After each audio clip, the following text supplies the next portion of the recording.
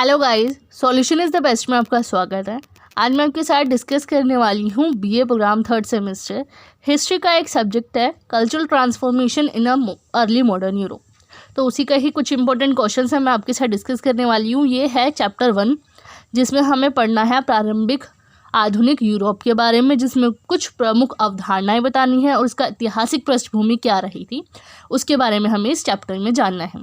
तो इसमें 2 क्वेश्चंस बन सकते हैं कि एक्चुअल में आधुनिक शब्द से आप क्या जानते हैं, ये क्वेश्चन बन सकता है। और वहीं हम देखें तो इसी में हम देख सकते हैं कि यूरोप के संदर्भ में हम बताएं कि आधुनिक का शब्द का अर्थ क्या है, उसकी कुछ विशेषताएं बता सकते हैं आप।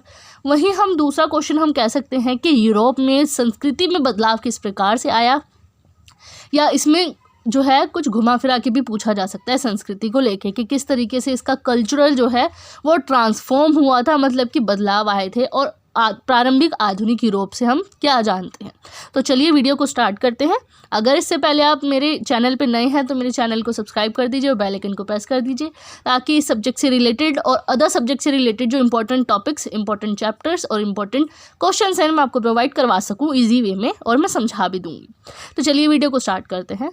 सबसे पहले हम थोड़ा सा इंट्रोडक्शन जान लेते हैं कि एक्चुअल में जो प्रारंभिक आधुनिक काल है वो कब से स्टार्टिंग हुई थी इसकी मैं आपको बता दूं। अप्रोक्स 1400 जो विद्वान है ना, विद्वानों का काम क्या होता है कि ये इनकी जो टाइमिंग है ना उसका पता लगाना कि एक्चुअल में काल की शुरुआत कैसी हुई थी। हम इतिहास पढ़ रहे हैं, इसका मतलब हमारी हिस्ट्री जो है उसके बारे में ये जो विद्वान है इसके बारे में हमें बताएंगे। तो ऑब्वियसली बात ये है कि जो प्रारंभिक आधुनिक यूरोप था, यूरोप में जो आधुनिक शब्द यूज़ किया गया है, यूरोप को लेकर ही सबसे पहले ये वर्ड यूज़ किया गया था। मैं कुछ किताबों के नाम आपको बताऊंगी इसमें जिन्होंने आधुनिक शब्द जो है अपनी बुक में उन्होंने यूज़ किया था।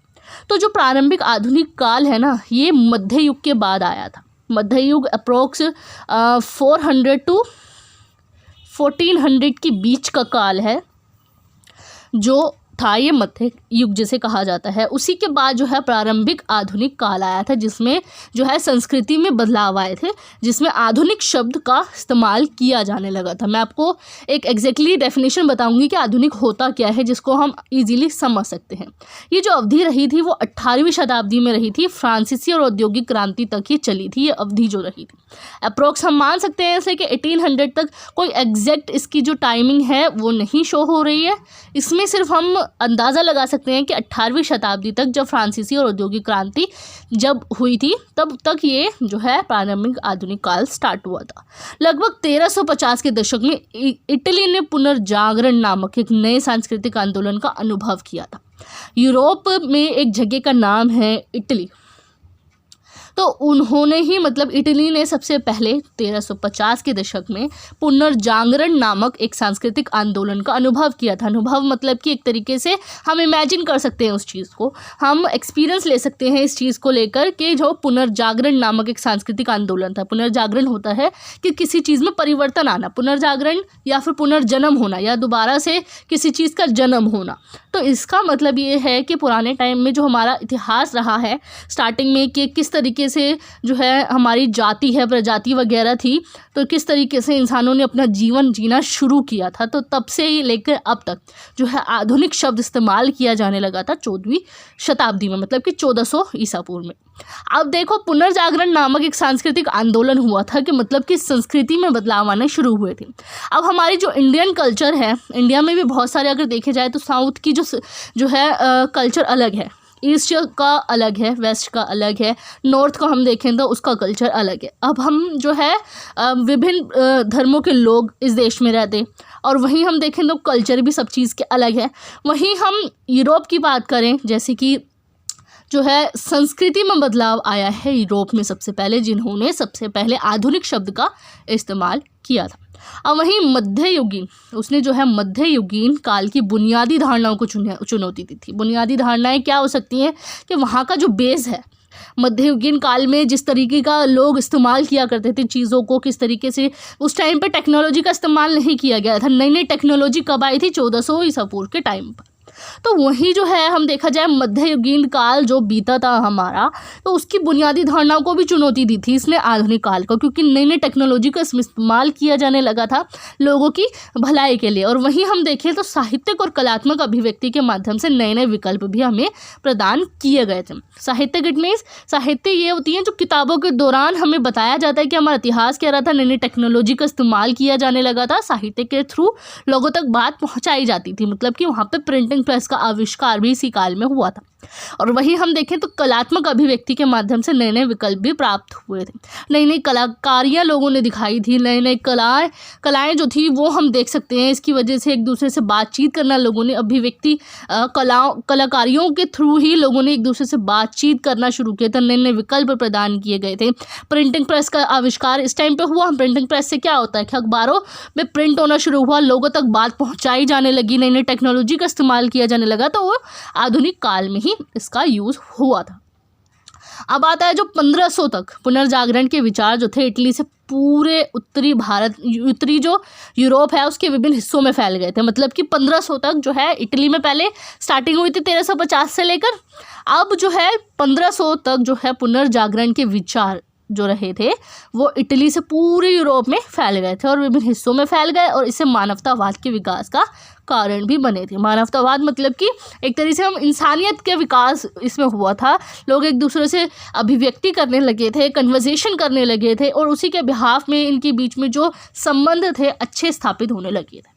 समुद्री यात्री और नाविकों ने जो अंटार्कटिक और हिंद महासागर में प्रवेश करना शुरू किया था इसी टाइम पे 1500 ईस्वा जो 1500 के दशक के टाइम पर जो थे समुद्री यात्री भी यूरोप के देशों में अलग जो नाविक होते हैं और समुद्री यात्री जो होते हैं वो अंटार्कटिक और हिंद महासागर में प्रवेश किया, और इन परिवर्तनों के बाद प्रोटेस्टेंट सुधार हुए जिसने पूरे यूरोप को शत्रुतापूर्ण धार्मिक शिविरों में विभाजित कर दिया था।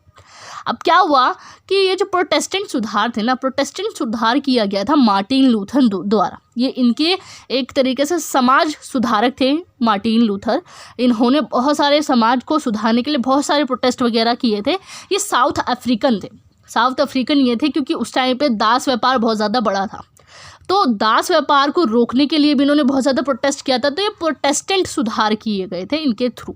ये जो बहुत ज़्यादा इन लोगों का जो ग्रुप होता है ना, प्रोटेस्टेंट के नाम से जानते थे, मार्टिन लूथर के अनुयायी जो थे, तो उन्होंने पूरे यूरोप को एक शत्रुतापूर्ण धार्मिक शिविरों में विभाजित कर दिया गया था। धार्मिक शिविर जो होते हैं उनमें इसमें डिवाइड इसको कर दिया गया था। अब वो आई टाइमिंग जो है 1560 से लेकर 1660 तक फिर से पश्चिमी यूरोप के लिए आर्थिक संकट को चिन्हित भी किया जाने लगा था। इस टाइम पे बहुत ज़्यादा जो है आर्थिक संकट नज़र आया था पूरे यूरोप में, और इसमें यहाँ तक कि जो खेती वगैरह होती थी, जो गन्ने की खेती हो गई, या जो किसानों के लिए जो किसान वगैरह अनाज वगैरह उगाते हैं पूरे उसमें खेतों में, तो उनमें दास व्यापार बहुत ज़्यादा बढ़ गया था इस टाइम पे, क्योंकि वर्कर्स की बहुत ज़्यादा नीड हुई थी इसमें व्यापार को बढ़ाने के लिए। तो इसमें आर्थिक संकट को भी चिन्हित इस टाइम पे भी किया जाने लगा था इस बिहाफ पे, क्योंकि जो है दास वगैरह की तो बिक्री ज़्यादा हुई थी, और जिसको मार्टिन लूथर ने भी बहुत ज़्यादा इसके अगेंस्ट रहे थे। उन्होंने सामाजिक सुधार वगैरह भी किए थे।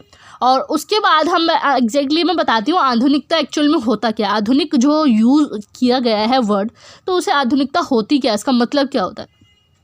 आधुनिकता का अभिप्राय है ऐसी व्यवस्था से जिसमें औद्योगिक क्रांति के फलस्वरूप कुछ ऐसे तत्व सम्मिलित हो गए हैं जो प्राचीन परंपराओं में परिवर्तन ला रहे हैं। प्राचीन परंपराएं क्या होती है, जो बहुत सदियों से चलती आ रही है, प्राचीन है, बहुत ज़्यादा पुरानी है। तो जो प्राचीन परंपराएं हैं उसमें चेंजेस वगैरह आ जाता है। तो ऐसे व्यवस्था है जिसमें औद्योगिक क्रांति के फलस्वरूप, औद्योगिक क्रांति जो हुई थी, उद्योग बड़े बड़े फैक्ट्रीज वगैरह लगाई गई थी क्योंकि उसमें वर्कर्स की नीड थी, तो इसमें दास व्यापार भी बहुत ज़्यादा हुआ था। तो क्या हुआ, औद्योगिक क्रांति के फलस्वरूप परिणाम स्वरूप ही ऐसे तत्व सम्मिलित हुए थे जिसमें प्राचीन परंपराओं को में जो है परिवर्तन ला रहे थे। प्राचीन परंपराएं जैसे मैंने आपको बताया कि बहुत सदियों से चली आ रही परंपरा, उसी को ही फॉलो लोग करते थे कि वो अपने बच्चों को सिखाते थे, वो अपने बच्चों को सिखाते थे। तो ये क्या होता है कि इसमें परिवर्तन आना, तो आधुनिकता का एक वर्ड यूज़ किया गया था। आधुनिकता एक ऐसी सामाजिक व्यवस्था का नाम है जिसमें प्राचीन परंपराओं के स्थान पर नवीन मान्यताओं को स्थान दिया गया। नवीन मान्यताएं मतलब कि नई नई नई मान्यताएं वगैरह अवधारणाएं जो है उभर के आने लगी थी, नई नई टेक्नोलॉजी का इस्तेमाल किया जाने लगा था, लोगों की जो मेंटालिटी थी वो चेंजेस इसमें आने लगे थे। तो आधुनिकता का मतलब ये है। तो ऐसी सामाजिक व्यवस्था का नाम जो है, ये इसकी जो व्यवस्था रही थी वो है 1400 के टाइम पर, 1400 के दशक में ही इस वर्ड का इस्तेमाल किया जाने लगा था। वहीं हम बात करें इसकी परिभाषा के रूप में, तो आधुनिक जो शब्द है वो अंग्रेज़ी के शब्द मॉडर्न से लिया गया है। मॉडर्न वर्ल्ड, मॉडर्न यूरोप, जैसे कि आपके जो चैप्टर है, जो आपकी बुक है, इसका नाम भी यही है, cultural transformation in early modern Europe. तो इसका मतलब कि आधुनिक यूरोप के बारे में बात करते हैं, जिसे इंग्लिश में बोला जाता है मॉडर्न। इसको हम हिंदी रूपांतरण में हम देखें तो आधुनिक कहा जाता है, जिसका मतलब ये है प्रचलन या फैशन, जो भी समकालीन है अर्थात वर्तमान समय में चलन में है वही आधुनिक है, चाहे वह अच्छा हो या बुरा, हम उसे पसंद करते हैं अथवा नहीं करते हैं। अब आजकल फैशन क्या है लोगों का, कि पहले के टाइम पे जो लड़कियां थी वो सूट वगैरह पहना करती थी, साड़ियाँ वगैरह पहना करती थी। इंडियन कल्चर के हिसाब से अगर हम देखें, साड़ियाँ वगैरह सबसे ज़्यादा फेमस थी उस टाइम पे। लेकिन अब धीरे धीरे देखा जाए तो चेंजेस आने लगे हैं। चेंजेस क्या आने लगे हैं कि उसमें सूट पहनने लगे हैं लड़कियाँ। वहीं हम देखें तो जीन्स का प्रचलन बहुत ज़्यादा हुआ है। अब जो आधुनिक यूरोप है ना, यूरोप के अलावा ये अमेरिका तक ये फैला था, अलग अलग स्टेट्स वगैरह में भी ये जो प्रचलन है ना ये फैला हुआ था। तो अब देखा जाए तो अमेरिका का जो फैशन है पूरे विश्व में देखा जाए तो बहुत ज़्यादा फेमस है, जिसको हम बहुत ज़्यादा पसंद भी करते हैं आजकल के टाइम में। यहाँ तक कि इंडियन कल्चर इसको भूलता भी जा रहा है और जीन्स वगैरह को ज़्यादा अपनाता भी जा रहा है। तो इसका मतलब क्या है कि हम मॉडर्न चीज़ों पे ज़्यादा फोकस करते हैं, नई नई जो हमारी कल्चर है उसमें नई नई चीज़ें जो है वो चेंजेस आने शुरू हो जाते हैं। तो इसका मतलब ये है कि प्रचलन या फैशन हम जिसे कहते हैं, जो इस टाइम पे चल रहा हो, उसका मतलब यही है, जो उसे बोला जाता है आधुनिक। अब मॉडर्न शब्द का प्रयोग 6ठी शताब्दी में शुरू हुआ था, समकालीन और प्राचीन लेखों अथवा विषयों में अंतर के लिए किया जाता था। समकालीन तथा प्राचीन लेख मतलब कि प्राचीन लेख जो बहुत टाइमों से लेख लिखते आ रहे हैं उसमें, और समकालीन मतलब कि जो करंटली चल रहा है, तो उनके विषयों में अंतर करने के लिए इस वर्ड का इस्तेमाल किया जाने लगा था। और 17वीं शताब्दी जब शुरू हुई थी उसमें आधुनिकता शब्द का प्रयोग सीमित तथा तकनीकी संदर्भ में किया जाने लगा था। मतलब कि 1700 का जब टाइम रहा था तो तकनीकी संदर्भ में इस्तेमाल किया जाने लगा था। तकनीकी मतलब कि नई नई टेक्नोलॉजी का इस्तेमाल किया जाने लगा था, क्योंकि 16वीं शताब्दी में क्या हुआ था कि लेख और विषयों के बारे में अंतर इसमें बताया जाता था, कि मतलब कि लेख वगैरह जो होते थे किस तरीके से उसमें चेंजेस आने लगे। लेख में कैसे चेंजेस आए, जैसे कि पहले के टाइम पे क्या होता था कि पांडुलिपि वगैरह होती थी, उसमें पत्तों पे लिखे जाते थे वहाँ पे, और जो है पत्थरों पे लिखे जाते थे पहले एक दूसरे से कम्युनिकेट करने के लिए। अब धीरे धीरे क्या हुआ, प्रिंटिंग प्रेस का इस्तेमाल किया जाने लगा। प्रिंटिंग प्रेस से क्या होता है कि वो कागज़ वगैरह पे प्रिंट होके वो लोगों तक पहुंचाया जाता है।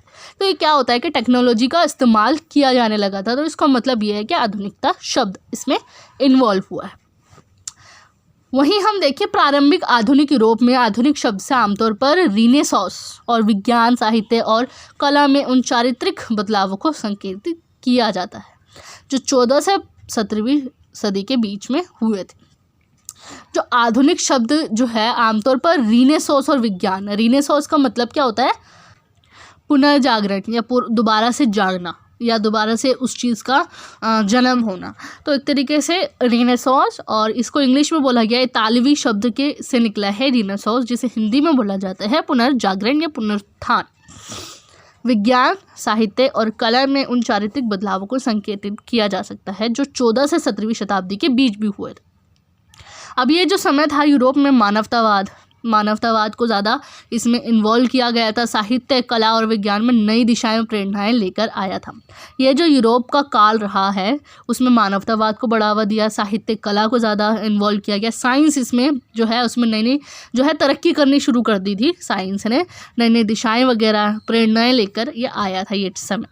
अब बात करते हैं हम इसकी विशेषताओं के बारे में कि किस तरीके से कल्चरल ट्रांसफॉर्म हुआ था मॉडर्न यूरोप में। तो अगर इसमें से 2 क्वेश्चन पूछा जा सकता है, एक विशेषता के रूप में हम देख सकते हैं कि आधुनिक शब्द से आप क्या समझते हैं, तो इसमें आप विशेषताएं इन्वॉल्व कर सकते हैं। वहीं दूसरी तरफ हम देखें तो किस तरीके से जो है इसमें चेंजेस आए थे पहले के टाइम पे और अब क्या हुआ था इसमें, वो हम इसमें देख सकते हैं कि किस तरीके से ट्रांसफॉर्म हुआ था। तो सबसे पहले विशेषता के रूप में हम देखते हैं कि बौद्धिक जागरण के रूप में हम इसको जानते हैं कि तुर्कों के तुनिया पर आक्रमण के कारण ग्रीक विद्वानों को पलायन कर यूरोप के विभिन्न देशों में शरण और जीविका के लिए जाना पड़ा था। वो जब समय था, ये तुर्कों के कुस्तुनतुनिया है, एक जगह का नाम है, वहाँ पर आक्रमण हुआ था, जिसकी वजह से ग्रीक के विद्वान थे उनको पलायन करके यूरोप में शिफ्ट होना पड़ा था, जीविका के लिए आना पड़ा था। और उनके ज्ञान ने यूरोप की शिक्षा, विज्ञान, विचार प्रणाली, कला, साहित्य, गणित आदि में अत्यंत महत्वपूर्ण परिवर्तन और सुधारों को आयाम जोड़े थे। जब तुर्कों पर आक्रमण किया गया था ना, तो उसके बाद ग्रीक के विद्वान आ गए थे यूरोप में। अब यूरोप में आ गए तो ऑब्वियसली अब यूरोप में रहकर वो यूरोप को अच्छा, मतलब उसका बेटर फ्यूचर वो देख सकते हैं। उसकी कला साहित्य में बहुत ज़्यादा इन्होंने इन्वॉल्वमेंट रखी थी और विज्ञान में बहुत ज़्यादा इन्होंने तरक्की करी थी। वहाँ की यूरोप में साहित्य, गणित में बहुत ज़्यादा इन्होंने परिवर्तन किए थे और सुधार भी किए थे। और इससे मध्ययुगीन धर्माडंबर, अंधविश्वास और कुरीतियों के बादल छटने लगे थे और उनके खिलाफ प्रतिक्रिया उत्पन्न हुई थी। इट मीन्स कि अंधविश्वास को भी ख़त्म किया था इन्होंने। आडंबरगिरी जो होती है, बहुत ज़्यादा गलत फहमियाँ इनके दिमाग में भरी होती है, तो अंधविश्वास को ख़त्म किया, बहुत ज़्यादा जो गलत फहमियाँ थी उनको भी दूर किया और उनके खिलाफ इन्होंने एक्शन भी लिया था। अब बौद्धिक जागरण ने मानव सभ्यता में भौतिक क्रांति भी ला दी थी। बौद्धिक जागरण का मतलब क्या होता है? बौद्धिक जागरण का मतलब ये होता है कि हम उनकी जो मेंटालिटी थी उसको बहुत ज़्यादा चेंज किया था इन लोगों ने, जो विज्ञान, साइंस वगैरह में, मैथ्स में, गणित वगैरह में इन्होंने बहुत ज़्यादा तरक्की की थी। तो क्या हुआ था कि विज्ञान की बौद्धिकता ने अनेक अनुसंधानों के द्वारा सभ्यता के विकास के साधन उपलब्ध भी कराए थे। सभ्यता का विकास, सभ्यता क्या होती है, जैसे कि आपने फर्स्ट सेमेस्टर में पढ़ा होगा सभ्यता का के बारे में, जैसे हड़प्पा सभ्यता हो गया, मेसोपोटामिया की सभ्यता हो गया, तो इसके विकास के लिए बहुत ज़्यादा इन्होंने साधन उपलब्ध करवाए थे। उद्योग, मतलब जो फैक्ट्रीज़ वगैरह लगवाई थी व्यापार करने के लिए, मार्केटिंग वगैरह बिजनेस करने के लिए। तो उनकी जो नवीन प्रणाली है, प्रणाली का मतलब ये होता है नए नए टेक्निक्स का इस्तेमाल किया गया, प्रणालियों का इस्तेमाल किया गया, जो उनका जो देश था उसको किस तरीके से चलाया जाएगा, तो उसको भी इन्होंने जन्म दिया था। आर्थिक, सामाजिक चिंतन में और जीवन शैली में नवीन प्रवृत्तियों की उत्पत्ति भी हुई थी। इनकी जीवन लाइफस्टाइल जो है, सामाजिक चिंतन में इनकी जो सोसाइटी है उसमें इन्होंने इन्वॉल्व हुए थे। समाज को समझने के लिए, उनकी जो मेंटालिटी है उनको चेंज करने के लिए, इनकी जो लाइफस्टाइल है उसको चेंज करने के लिए नई नई चीज़ों का इस्तेमाल किया था, नवीन प्रवृत्तियों का इस्तेमाल, इसमें नई नई चीज़ों का इस्तेमाल इसमें किया था। दूसरा हम देखें, सामंतवाद का पतन हुआ था। सामंतवाद क्या होते हैं? सामंती लोग ये होते हैं कि एक तरीके से जागीरदार होते हैं, जो बड़े बड़े ऊंचे अमीर परिवार से बिलोंग करते हैं। सामंतवाद जो बहुत ज़्यादा किसानों पर और गरीब लोगों पर बहुत ज़्यादा जुल्म भी करते थे। तो उस टाइम पे क्या हुआ था, जब नई नई टेक्नोलॉजी आई थी तो लोगों की मेंटालिटी भी चेंज हुई। अब मेंटालिटी चेंज हुई तो ये सामंतवाद को भी समझने में उन लोगों ने बहुत ज़्यादा मदद करी, सामंतवाद को ख़त्म करने में भी लोगों ने बहुत ज़्यादा, और जो विद्वान वगैरह थे उन्होंने बहुत ज़्यादा महत्वपूर्ण भूमिका निभाई थी। आधुनिक युग का एक मुख्य लक्षण या विशेषता सामंतवाद का पतन होना भी था। सामंती आधार पर गठित समाज का ढांचा एकदम से तो नहीं टूटा, पर परिवर्तन आया था, बहुत ज़्यादा चेंजेस आने शुरू हुए थे इसमें। राजनीतिक सत्ता से विहीन होने पर भी सामंतों की स्थिति विशेषाधिकारों वाली थी, पर राज दरबारों में सत्ता की बजाय अब वह शोभा की वस्तु ज़्यादा थे। शोभा की वस्तु इट मीन कि जो है विशेषाधिकार वाली थी इनकी स्थिति, मतलब कि उनको बहुत ज़्यादा स्पेशल जो है उनको अधिकार दिए गए थे, राइट्स दिए गए थे, लेकिन वो दरबारों में वो बहुत ज़्यादा सिर्फ एक शोभा की वस्तु ज़्यादा नज़र आने लगे थे। राज दरबारों में सत्ता की बजाय, राज दरबारों में सत्ता इन लोगों के हाथ में थी, लेकिन उसमें क्या चेंजेस आए थे, ये शोभा की वस्तु ज़्यादा बन गए थे। शोभा की वस्तु इट मीन्स कि एक तरीके से शोकेस में रखा हुआ कोई सामान होता है वो ज़्यादा बन गए थे। और किसानों के प्रति शोषण व्यवहार में बदलाव आने में काफ़ी समय लगा था। और आधुनिक कृषि पद्धति तथा पूंजीवाद के कुछ देशों में अर्धदासों को सामंतों से मुक्ति मिली थी, लेकिन ये सर्वत्र नहीं था। मतलब कि सामंतों से मुक्ति तो मिली थी, दासों वगैरह को जो थे उनको चेंजेस वगैरह इसमें आए थे, लेकिन पूरी तरीके से इस टाइम पर चेंजेस नहीं आए थे। और जैसे मैंने आपको बताया, मार्टिन लूथर जो थे उन्होंने बहुत ज़्यादा महत्वपूर्ण भूमिका इसमें निभाई थी। और नवीन नगरों का विकास, नवीन नगर का मतलब कि नए नए नगर बनने शुरू हुए थे इस टाइम पे। नवीन वैज्ञानिक भौगोलिक आविष्कार, औपनिवेशिक विस्तार के कारण व्यापार, यातायात, कच्चे माल की प्राप्ति में पर्याप्त वृद्धि भी हुई थी। कच्चे माल की प्राप्ति मतलब कि कच्चा माल जो हम बना के उसकी नई नई वस्तुओं को बना के, नई नई चीज़ों को बना के उसको हम जो कच्चा माल होता है ना, उसकी प्राप्ति भी बहुत ज़्यादा इसमें हुई थी। और इस कारण बड़े बड़े कारखाने भी स्थापित हुए थे, जैसे कि औद्योगिक क्रांति का टाइम ही था ये, तो जिसकी वजह से कारखाने की स्थापना भी हुई थी। और इनके कारण जो है औद्योगिक नगर की स्थापना हुई। इन नगरों के कारण जो है अंतर्राष्ट्रीय व्यापार के केंद्र भी बने थे। इंटरनेशनल बिजनेस के नए नए केंद्र बनाए गए थे। अलग अलग स्टेट से जो है व्यापार हम कर सकते थे। और यहाँ पे लिखा है कि शेविल ने लिखा है कि बड़े बड़े नगरों के विकास के कारण यूरोप में न केवल आधुनिकता ही आई, वरना इसने अंतर्राष्ट्रीय भावनाओं के विकास को भी प्रोत्साहन दिया था। मतलब कि अंतर्राष्ट्रीय भावना का मतलब क्या है? अंतर्राष्ट्रीय भावना के इंटरनेशनल लेवल पर लोगों की जो मेंटालिटी थी वो चेंज हुई।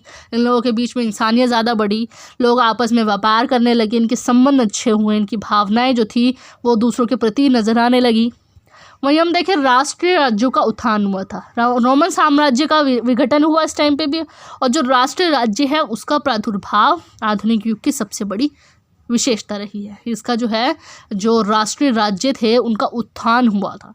1450 से लेकर 1550 के बीच पश्चिमी यूरोप ने फ्रांस, इंग्लैंड और स्पेन जैसी शक्तिशाली राजतंत्रों की स्थापना भी हुई थी इसी बीच। और इन राष्ट्रीय राज्यों का उदय ईसाई जगत की राजनीतिक तथा धार्मिक एकता की कब्र पर हुआ था।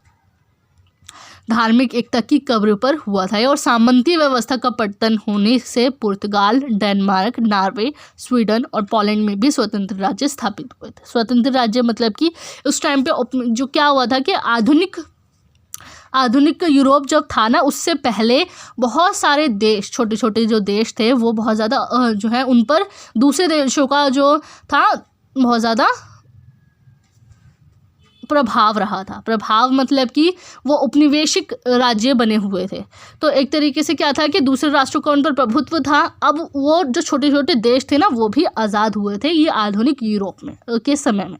वहीं हम देखें छापे खाने का आविष्कार हुआ था। ये सबसे मेन चीज़ है, जैसे मैंने आपको बताया कि छापे खाने का आविष्कार इसमें किया गया था, जिसमें प्रिंटिंग प्रेस जो थी उसका आविष्कार हुआ, जिसमें जर्मनी में सबसे पहली छापे खाने का आविष्कार किया गया था। किसने किया था? गुटेनबर्ग ने। ये जनरल नॉलेज का क्वेश्चन है, ये तो हर इंसान जानता है कि सबसे पहले जो छापे खाने का आविष्कार किया गया था किसने किया था? जर्मनी में हुआ था और गुटेनबर्ग ने किया था। वहीं इंग्लैंड में कॉक्सटन नामक एक व्यक्ति ने 1476 में छापे खाने का आविष्कार किया। छापे खाने के आविष्कार यूरोपीय देशों के लिए बहुत ही महत्वपूर्ण सिद्ध हुए थे, क्योंकि इससे क्या हुआ था, एक तो समाज सुधार में मदद मिला, दूसरा जो दासों की जो बनाए रहते थे दास वगैरह वो मुक्त हो पाए थे, तीसरा रीज़न इसमें यह था कि उनकी मेंटालिटी वगैरह चेंज हुई थी।